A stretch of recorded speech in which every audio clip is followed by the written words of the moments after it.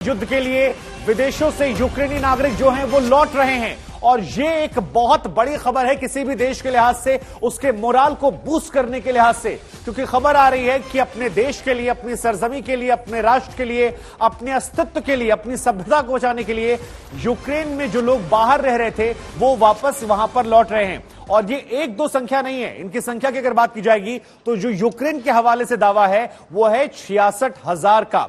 हालांकि ये दावा कितना सच्चा है, क्या इस दावे के पीछे अपनी फौज को, अपनी जनता को, मोराल को बूस्ट करना मकसद है, ये एक सवालिया निशान बार बार खड़ा होगा।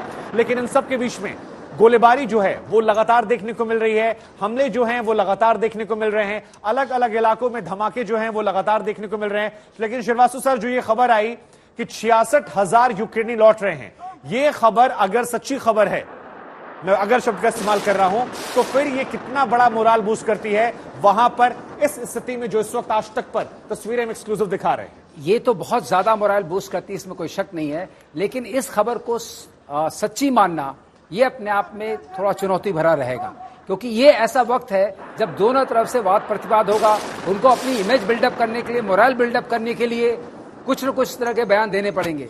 जो खास बात अभी हमें समझ में आती है, जिस तरह से युद्ध चल रहा है उसके ऊपर यूक्रेन का नियंत्रण नहीं है।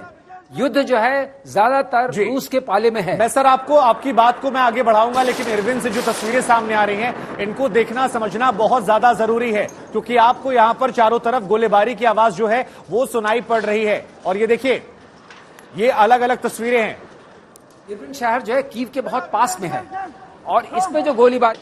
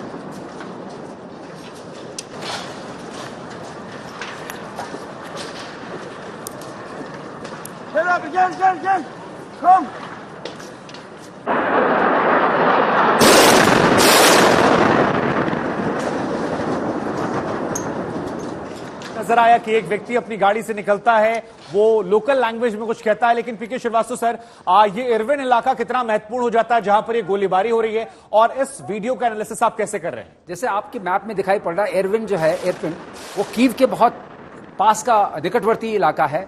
और अगर अभी एक खबर और आई थी कि इन्होंने जहां पर जेवलिन स्टोर्ड हैं और जहां पर NLAW स्टोर्ड हैं, उस डंप को भी इन्होंने नष्ट किया है। तो ये कीव की लड़ने की क्षमता को डिग्रेड कर रहे हैं। आप हर तरफ से देख रहे हैं जिस तरीके से कैलिब्रेटेड रिस्पांस है, क्योंकि हम लोग इस बात में जरूर एक आश्चर्यजनक बात है कि यूक्रेन जो है पिछले 10 दिन से डटा हुआ है और रूस जैसी ताकत उसको अभी अगर आप देखिए कब्जे के तौर पे ऐसे कोई खास शहरों पे कब्जा नहीं हो पाया है। इसका मतलब यूक्रेनियन जो शक्ति है और यूक्रेनियन जो सोल्जर्स हैं वो अच्छा रेजिस्टेंस पुटअप कर रहे हैं, और इस बात की तो हमें जरूर सराहना करनी पड़ेगी। लेकिन अभी जिस तरह से युद्ध बढ़ता नजर आ रहा है, मुझे लगता है एस्केलेशन लैडर पे उसको तेज कर दिया गया। सर देखिए, सायरन बजा, इसका मतलब एक बड़ी खबर आई है, और खबर क्या है दर्शकों को बताना जरूरी है। कीव की चौतरफा घेराबंदी में रूसी फौज लगातार जुटी हुई है। जो बात यहां पर पीके श्रीवास्तव सर बार बार कह रहे थे कि चौतरफा घेराबंदी करना जो है वो उनकी मंशा है, और कीव की चौतरफा घेराबंदी में रूसी फौज यहां पर जुटी हुई, अलग अलग तरीकों से वो आगे बढ़ रहे हैं। इरपिन शहर पर ताबड़तोड़ हमले हुए हैं, तबाही की तस्वीरें जो हैं वो भी लगातार हम आपको दिखा रहे हैं। इस वक्त भी आप देख रहे हैं, ये तस्वीर अपने आप में अहम हो जाती है क्योंकि बर्बादी के निशान जो है वो नजर आ रहे हैं टैंकों में। ये देखिए, रूसी सैनिक आपको नजर आ रहे हैं जो यहां पर एक तरफ बर्फबारी हो रही है और इस बर्फबारी में वो यहां पर आगे बढ़ते हुए तबाही यहां पर अलग अलग इलाकों में। ये देखिए, इन तमाम इलाकों पर थोड़ी देर पहले बताया जाता है कि बमबारी हुई थी और उसके बाद यहां पर उन बर्बादी के निशानों को आप खूब देख सकते हैं। अब संजय मेस्टन सर, एक सवाल यह आता है जो यहां पीके श्रीवास्तव सर कह रहे थे कि जो यूक्रेनी फौज है वो रिटेलिएशन अच्छा कर रही है, एक एनालिसिस, एक पक्ष का यह भी कहता है कि इसकी वजह यह है क्योंकि आम लोगों पर गोलीबारी नहीं हुई है। रूस ये भी देख रहा है कि हमारे अपने देश में या यूक्रेन की आवाम जो है वो हमारे खिलाफ ना हो, इसलिए हम उन टारगेट को निशाना बनाएं जिसमें देरी भले हो जाए, लेकिन हमारे जो लक्ष्य हैं वो हासिल हो बिना जनता के विरोध के। शुभंकर, जहां तक ये सिविलियन कैजुअलिटी का सवाल है, ये लड़ाई में आमूल तौर पे होती है, पर ये मैं इसको नहीं मानूंगा क्योंकि वो फायर नहीं कर रहे हैं।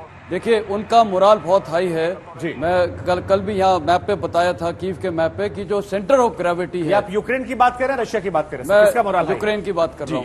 यूक्रेन का मोराल बहुत हाई है। और जो क्या नाम है इनका प्रेसिडेंट है ज़ेलेंस्की, उसने लोगों को यूनाइट कर दिया। और आपने जैसे अभी एक और इनपुट आई थी कि बाहर से भी लोग आ रहे हैं अपने यूक्रेन को बचाने।